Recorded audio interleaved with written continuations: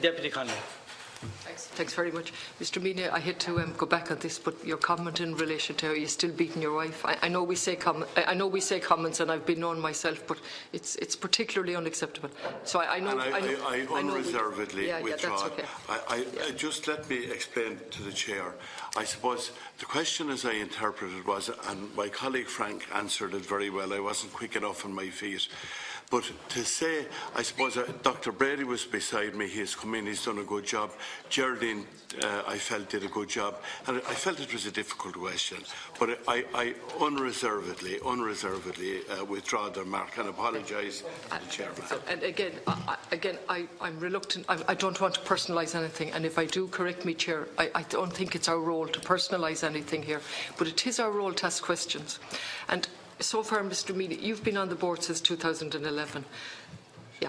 And so there have been a lot of reports under your watch. We've had the Morris report, 2015, isn't that right? Morris report, yeah. Yeah. We've had the report from the Agricultural Committee following a presentation on your watch.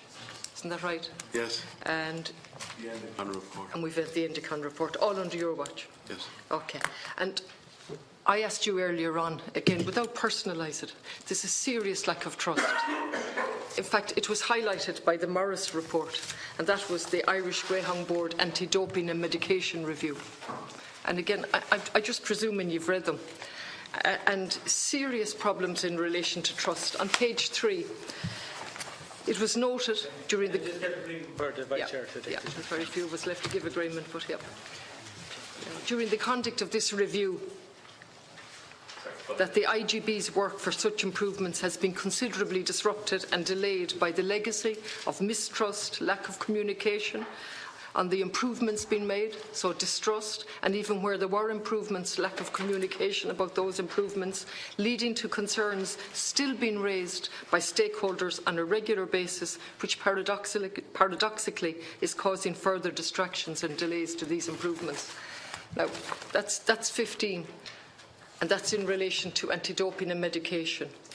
And then we have the ones in relation to governance, finance, which was the Endicon report, setting it out clearly: governance, finance, regulation, animal welfare, the reduction in the numbers of dogs being bred and so on, and particularly animal welfare that I'm interested in, that I haven't even got to. And so again, I've said it to most organisations that have come before us, all of the taxpayers' money being spent, including the Controller and Auditor General's Office, to produce a report. It would be much easier to come in and say, look, they're the recommendations, this is what we've done.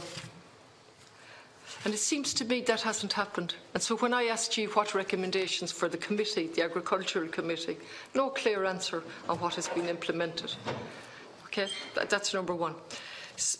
It would be easier for governance to tell us what has improved, a list. This is what we've done. We've employed a governance officer, a risk officer assessment. These are the risks. This is what we've done. That hasn't been clear at all in all of today. That's number one. Specifically, in relation to Mr. Meany, again, I'm sorry now, but it's on your watch. You said on the last occasion that this was a legacy.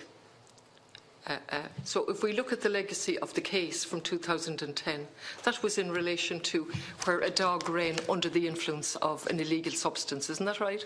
And the trainer for 2 years had a dark shadow hanging over him, isn't that right? And he was completely cleared. Would that be correct? Sorry, that's a simple